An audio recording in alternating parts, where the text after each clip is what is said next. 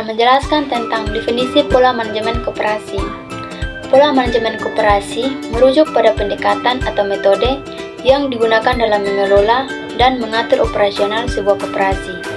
Pola manajemen ini mencakup beberapa aspek termasuk perencanaan, pengorganisasian, pengarahan, dan pengendalian kegiatan koperasi. Berikut beberapa pola manajemen koperasi yang umum, yakni yang pertama, manajemen partisipatif. Pola ini melibatkan partisipasi aktif koperasi dalam pengambilan keputusan koperasi. Yang kedua, manajemen demokratis. Pola ini menekankan pada prinsip demokrasi dalam pengambilan keputusan koperasi. Yang ketiga, manajemen profesional.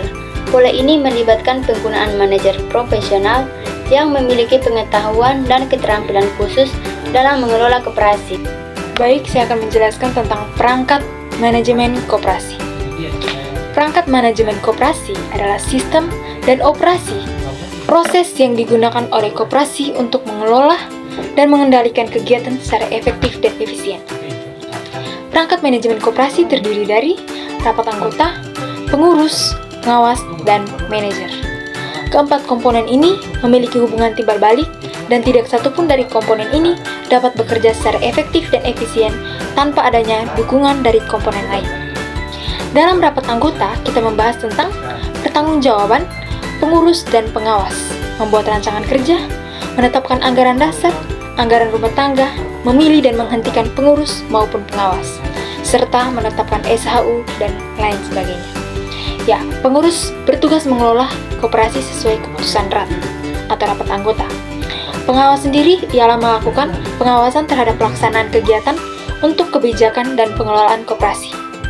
Manajer bertugas sebagai pemimpin organisasi yang mengatur dan mengendalikan sebuah organisasi sesuai divisinya masing-masing.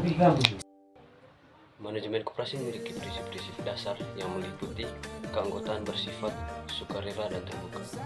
Pengelolaan dilakukan secara demokrasi. Pembagian SHU dilakukan secara adil serta pendidikan, pelatihan, dan informasi. Selain itu, pola manajemen koperasi meliputi beberapa aspek seperti perencanaan, pengorganisasian, penggerakan, dan pengawasan.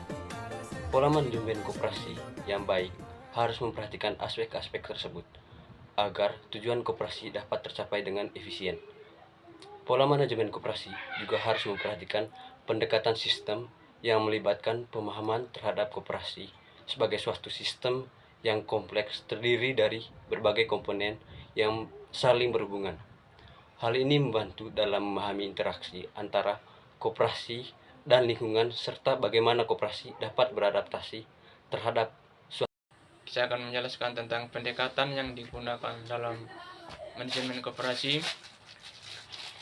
Manajemen yang digunakan dalam manajemen koperasi meliputi beberapa aspek seperti perencanaan, pengorganisasian, penggerakan, dan pengawasan.